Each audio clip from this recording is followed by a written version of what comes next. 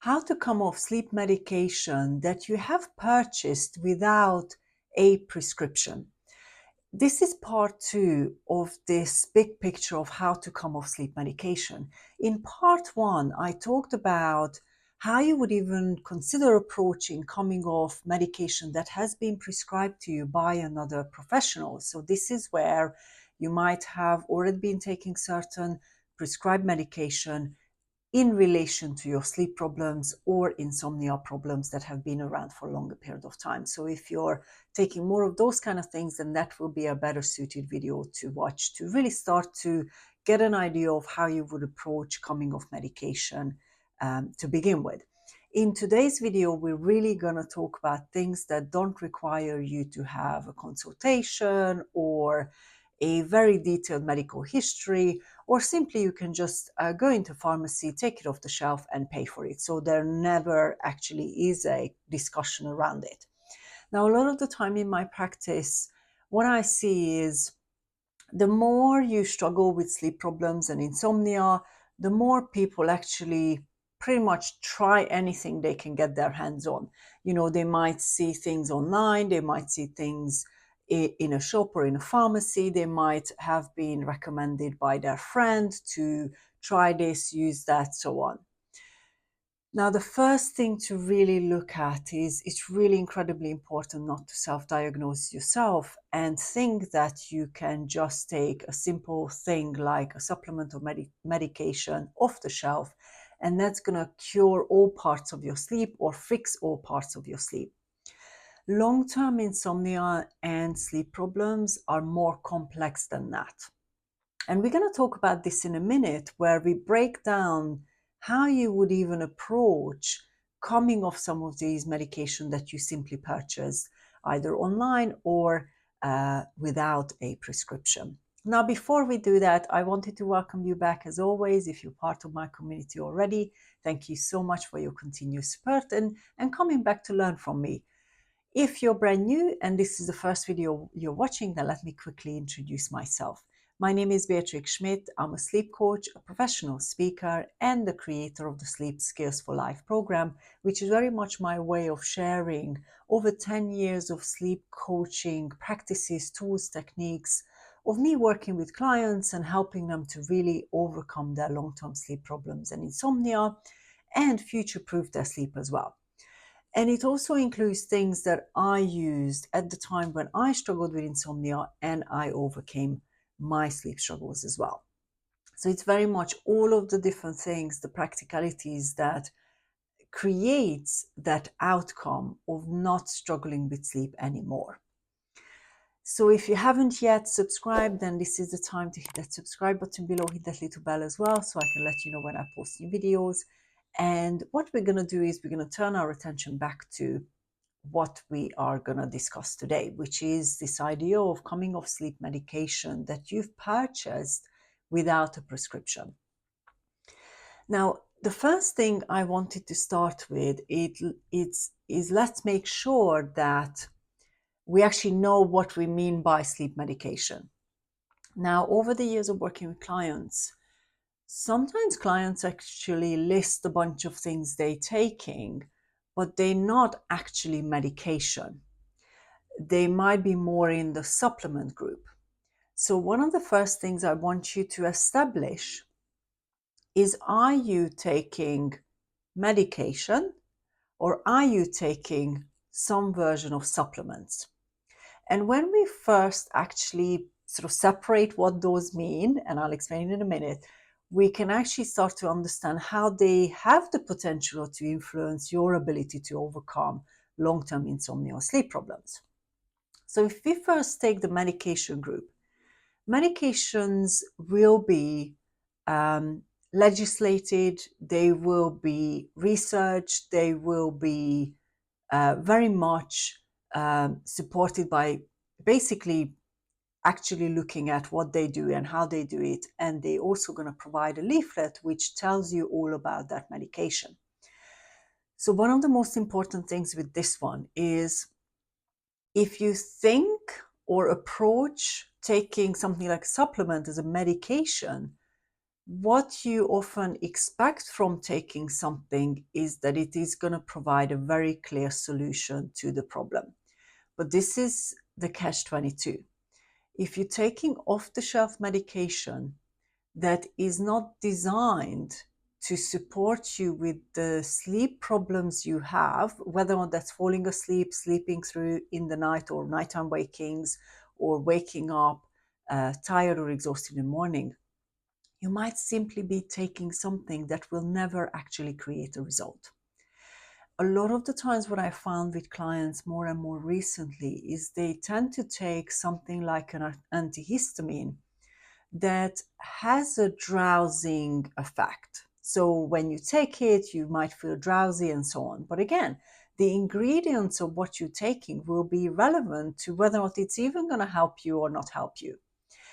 So that's one part, is if you are taking off-the-shelf medication, then I would really look at speaking to the pharmacist, telling them about sort of the situation, how much, how long have you been taking it, does it even work, and so on.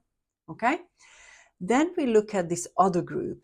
This is where these are more supplements or things that you can purchase online, but they don't actually fit into the medication group.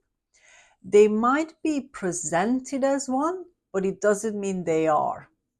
So this is where, for example, certain supplements, certain more holistic type things would fit into this kind of bracket, where it's not actually pharmaceutical medication, it's more of a holistic or supplemental type. Now, the reality of more of the supplement group is that it's not regulated the same way as medication. More often than not, the supplements are actually not really regulated very strongly. So you can have a lot of different versions, a lot of different combinations, different things added together. And so you might actually find that the non-medication group, the supplement group, has a lot of different influences on a lot of different things. It doesn't mean that it's only going to work for your sleep. So when you look at the supplement group, I really only want you to think about it as a support system.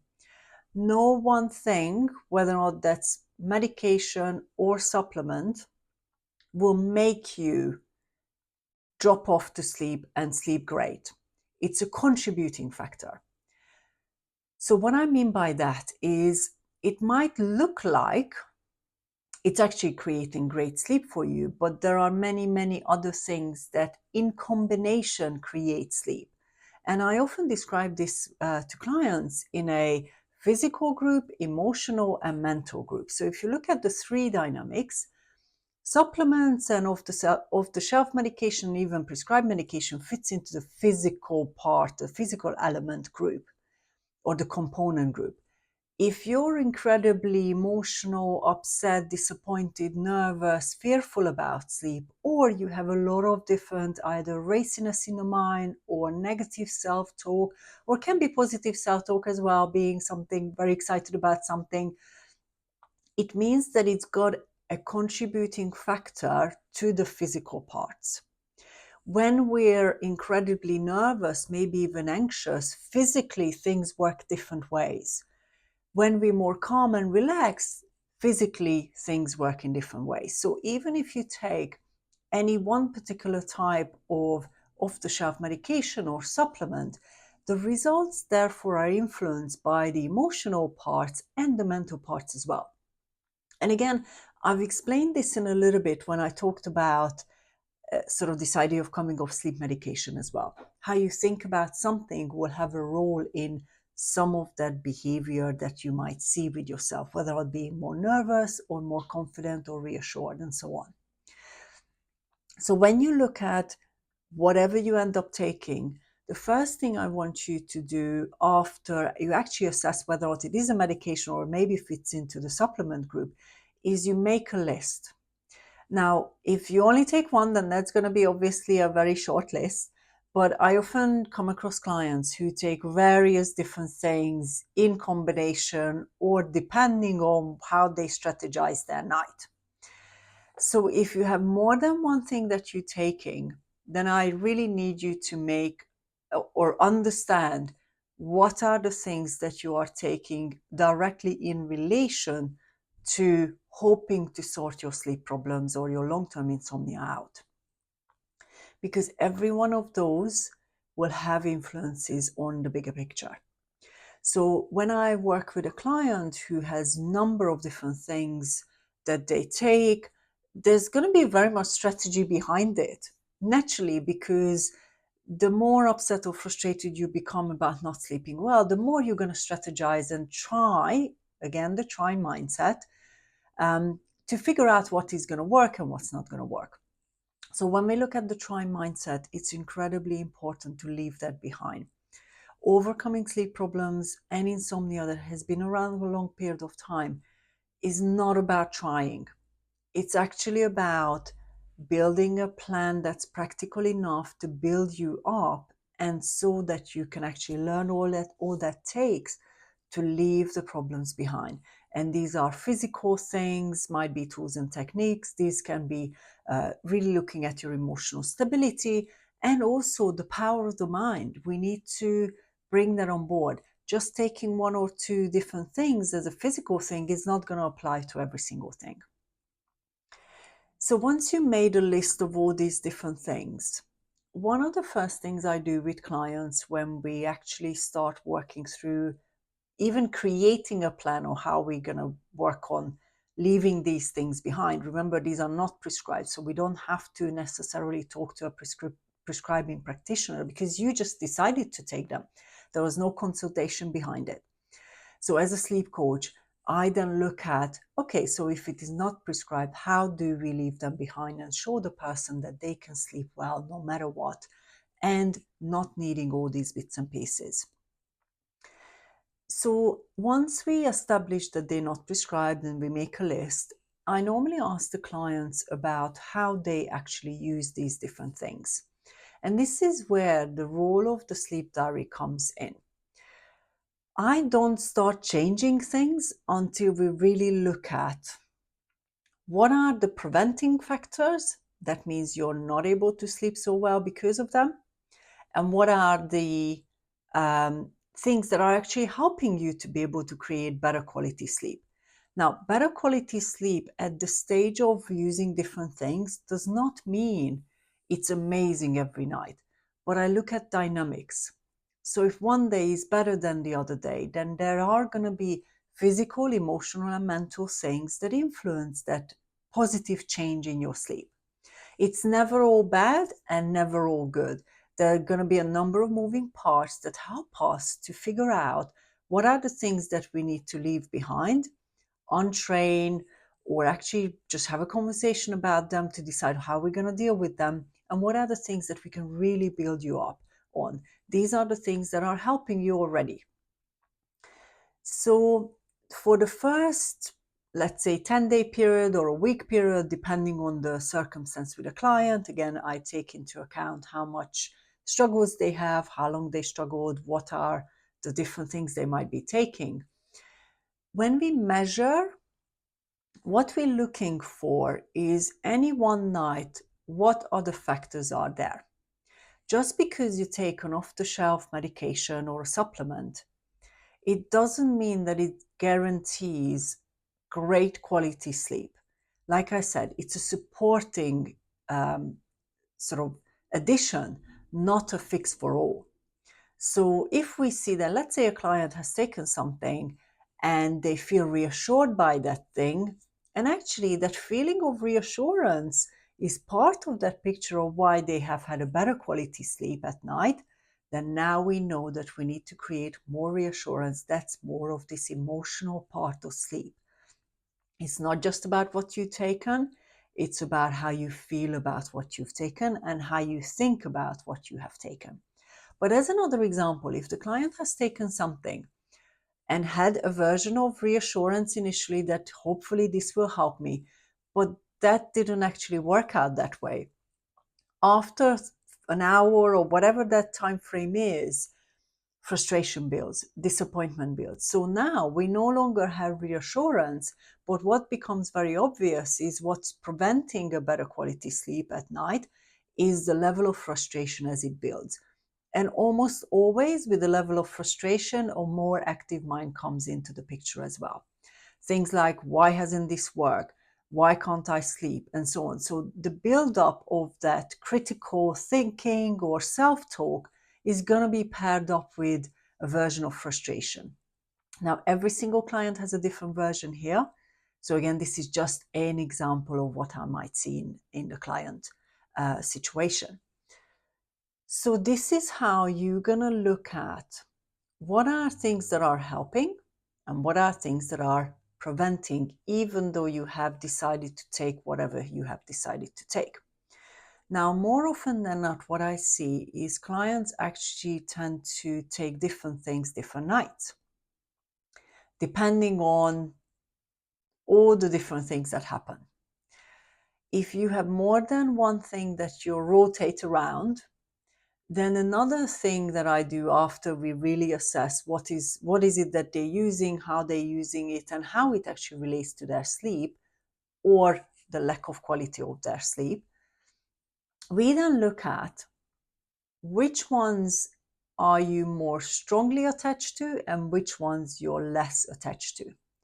So this is often comes from things that might have given you more frequently positive results.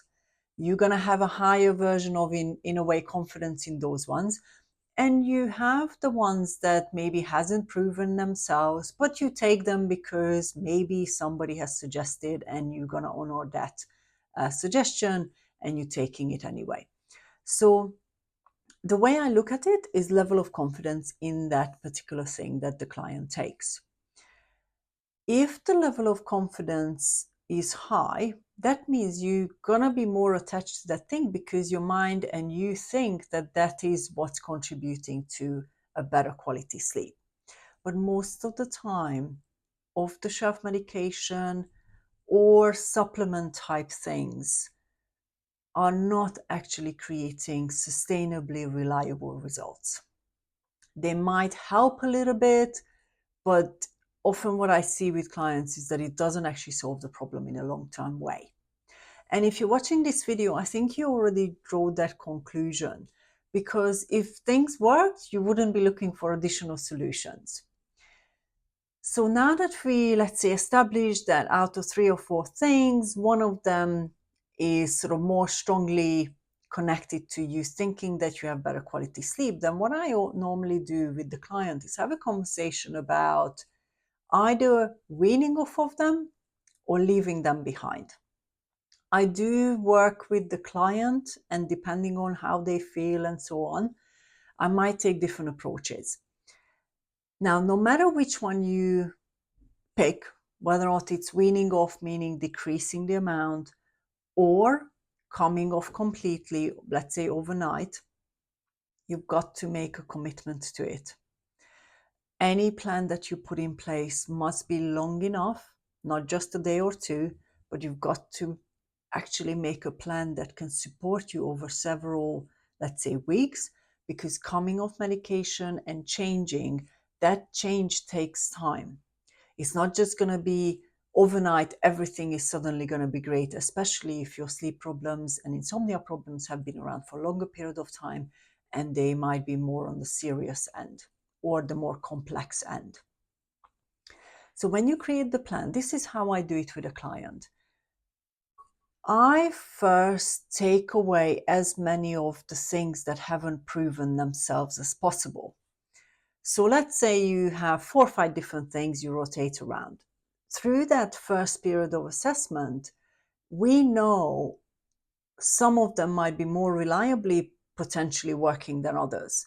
So the ones that are not really proven themselves to create significant enough results, I would then invite the client to put them all together and actually get rid of them completely.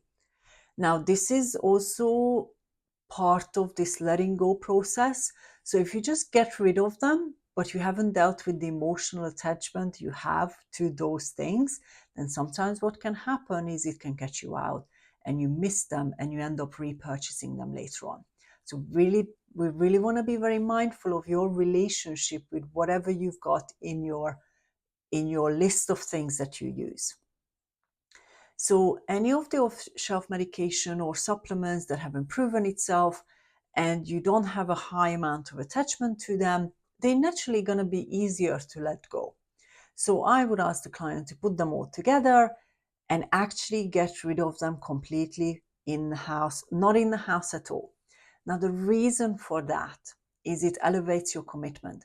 If it's in the house and you just make a mental decision that you're not going to take them, if something happens in the middle of the night, you're more likely to then go and grab it anyway, because that's a behavior that I've seen all the time. Now remember, we base that decision on the level of confidence you feel. So if we're leaving, let's say, out of 4 things, we're leaving one thing in place and we're leaving the others behind, then you still have some version of support in place, but not all these rotating bits and pieces creating uncertainty of which bit should I use at what time. So when you get rid of it completely and you actually detach from that emotional sort of relationship you have with these things that haven't delivered results, you start to relax about everything else. And this is something that I've seen all the time in my practice, this version of relaxation when you actually don't have so many choices. You don't have to wreck your mind about which is what's going to maybe help you more. That strategizing is incredibly tiring and frustrating sometimes. And then if you tend to pick one that doesn't deliver a result, then often regret comes into it and say, oh, maybe I should have taken the other one. And then you build up more nervousness for the next night, as one example. So we take away most things and leave, let's say, just one thing in behind, or a client just says, you know what, I'm leaving all of them behind because none of them are really something I'm confident about. So again, this is where different clients will have different versions. But let's say we've left one of them behind. Then I run another couple of weeks where I will ask the client if they really feel that's supporting, then we actually put it in place every day and then measure whether or not we're convinced it's helping or not. Now, again, remember, we're talking about off-the-shelf things. If the client has taken them so much, then we either actually make the decision not to continue taking it, but because these are off-the-shelf medications or supplements, then there is less influence in the picture. This is not the same with prescribed medication, so that's why it's important to look at the other video that I mentioned. So let's say the client has picked one remaining things, we got rid of everything else, and we then look at measuring how that one thing is influencing things. And the reason I normally put it in place for, let's say, a 2-week period of time and I normally present them as a mini experiment, is we don't change everything else around it.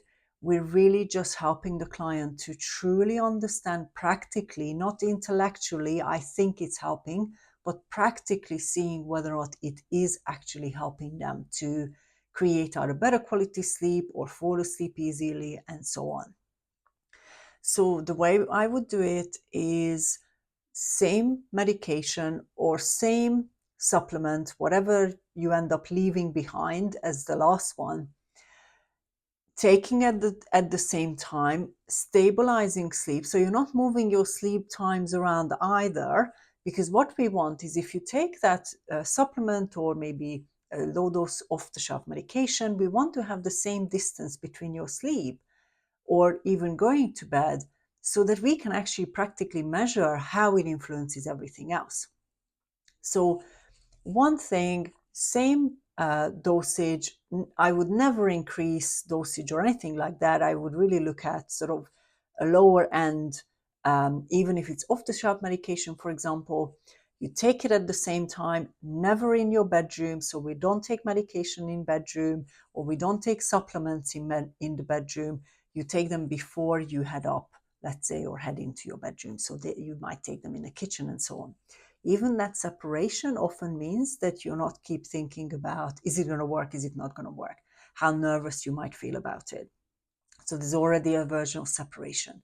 And we do label them as supplements rather than this misleading idea of that's gonna put me to sleep or make me go off to sleep quickly. It's really important you're not labeling any supplements or off-the-shelf medication any more strongly than simply a smaller contributing factor to some helping or support system. And then we measure for 2 weeks-ish. But we never overanalyze one night. And I mentioned this in the other video about coming off prescription medication as well, is one night is not going to give you an answer. A combination of nights, dynamics, is what actually going to give you an idea of whether or not this is actually proven itself to be contributing positively, or maybe no results at all, and that means your sleep changes still, or we see that actually it's got a detrimental impact, a more negative impact. Again, every single client is different. And the reason I always ask clients not to jump into conclusions after a day or two is because it takes time for your body and your mind to settle into any changes. Physically, it takes time. Emotionally, it takes time to settle into just doing the same thing and not responding emotionally to sort of changes you might see. And mentally, so that's your self-talk and how relaxed your mind is, also needs time to settle down. And after 2 weeks, we look back at it and we'll say, okay, well, what have we seen? Remember, you've taken it every day, same dose, the same distance between your sleep. And most of the time, what happens is when the clients follow what I'm asking them, they actually see that it's not provided concrete evidence on whatever you end up taking and having a better relationship to your sleep. Not always. So again, this is sometimes there are different things. Let's say supplements end up supporting the person, but off-the-shelf medication a lot of the times doesn't seem to be very conclusively positive. Now, but I always say to clients, just do the experiment, do the same thing and draw your own conclusions. So we don't want to intellectually decide in advance. We want to make sure that you're building your confidence through practical ways of looking at it. And then at the end of that time, we can make another decision. So if the client has already sort of seen that there is no positive influences, then we decide to leave it behind. Now, sometimes leaving behind the last thing can be more difficult than leaving behind the previous ones. So again, this is where we would reassess emotions, reassess how the person is, how committed they are, recommit, create a plan again, and work through that plan. So remember, these are stages. Each stage takes a bit of time. Depending on how your relationship is with the off-the-shelf medication or other supplements you might be taking, your time frame will be different. So for me, some clients do it quite quickly, but their relationship to these things have not really had a very significant influence. For other people, they have tried so many things that the level of uncertainty is so high that it takes a lot longer to even figure out and untangle what is helping, what isn't helping. And the last piece in this one, and this is often actually something that I do before we even talk about leaving things behind, is building you up. And the reason I didn't say this before is because it just depends on the person. So if a client comes with a lot of different things, the first step may actually be, or this last step may actually be, that you want to stabilize the person through tools and techniques. So I always train my clients how to fall asleep in a practical way, create physical, emotional, mental relaxation ahead of going to bed. Or if you wake up in the middle of the night, I actually train my clients to be able to deal with not just the wakings, but understand how to actually extend their sleep as well. So these are all practical things. If a person wakes up too early, and maybe that's what the most sort of difficult part is, then we're going to put things in place so that they actually can sleep for longer, even in the morning. So whether or not we start with coming off medication first, that's not prescribed, or supplements, the plan will vary depending on where the client is. But as a sleep coach, I always build people up. Whether or not that's building up confidence first, or building up practical things first, or building up even the understanding of, does this thing you're taking even create a result? All of those pieces are confidence pieces. And those are important, because if I just say to you one day, you must leave them behind, but I don't explain or I don't support you through it, then most likely what's going to happen is the first time you maybe have a bit of a hiccup or a bit of a step back, you're just going to go back to where you were before and end up taking something again. So these are all the steps in combination I take when I want to help a client leave behind these non-prescription based, either medication, off-the-shelf medication, or other supplements or things they're taking that haven't actually proven to work.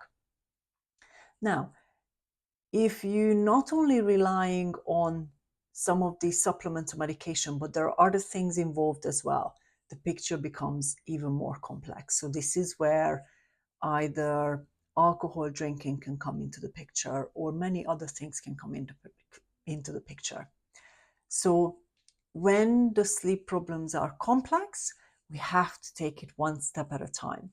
We have to make sure that we really create confidence and stability and kindness and compassion, so that as you're going through the process of change, you have all of those things in place that can actually help you succeed with whatever plan you are creating with a professional, like working with a sleep coach, or by yourself as well. But commitment must be the highest part or biggest part of any plan. If you just make a plan and then 2 days later they keep changing the plan or keep adjusting things, you're not actually going to draw any conclusion at all. And that leads to more confusion, more doubt, and more uncertainty, which actually ends up often feeding the sleep struggles you have in a negative way. This is where you end up building more nervousness, more doubt, more frustration. That is never going to be positively contributing to elevating your level of emotional, mental, and physical relaxation. We need relaxation in those ways in order to be able to sleep well consistently and optimize our sleep at night. So I hope this video has helped you to think about how to even approach this idea of coming off strictly non-prescribed medication. And you can then look at how you're even going to approach this. So if your sleep situation is more complex and maybe more serious, then I would definitely advise you to work with someone who's practiced in the field, who has got experience with taking clients off medication and things like that, so that you can really be supported throughout the entire process and make sure that you succeed in whatever your plans are. This is the most important thing. A lot of the times when I work with clients is I want clients to succeed. I want to make sure that we put in place the appropriate, the right things, not just the easy things, but the things that has to be done so that you can actually untrain or retrain your body and the mind so it can continue sleep well for many, many years to come and leave behind the struggles of sleep problems and insomnia. So thank you so much for watching this video, and I look forward to hearing in the comments, or feel free to reach out to me directly if you've got a question around this topic. And I look forward to seeing you in the next video.